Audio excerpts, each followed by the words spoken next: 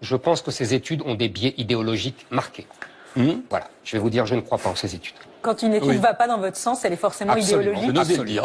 Mais absolument. Voilà, absolument. Dès lors qu'une étude ne va pas dans son sens, Éric Zemmour n'y croit pas. Alors évidemment, c'est extrêmement commode.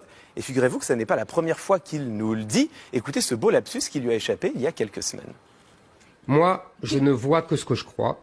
Il ne voit que ce qu'il croit, les choses sont claires. Les sceptiques, eux, devraient plutôt croire ce qu'ils voient. Éric Zemmour fait l'inverse et pour lui, tout le reste, c'est de l'idéologie. Alors, évidemment, c'est un peu problématique, parce que quand on veut produire un travail intellectuel honnête et rigoureux, il y a une méthode tout de même à suivre et respecter, une méthode assez simple d'ailleurs. On prend en compte toutes les informations, on écarte les plus fragiles et ensuite seulement on en tire une conclusion. Éric Zemmour, lui, fait exactement l'inverse. Il part de la conclusion qu'il souhaite démontrer, puis il écarte toutes les informations qui lui déplaisent et qui ne vont pas dans son sens. Dans le monde de la recherche, ça porte un nom, on appelle ça avoir un biais de confirmation. Le biais de confirmation, c'est au mieux une grave erreur de raisonnement. Au mieux. Au mieux, oui.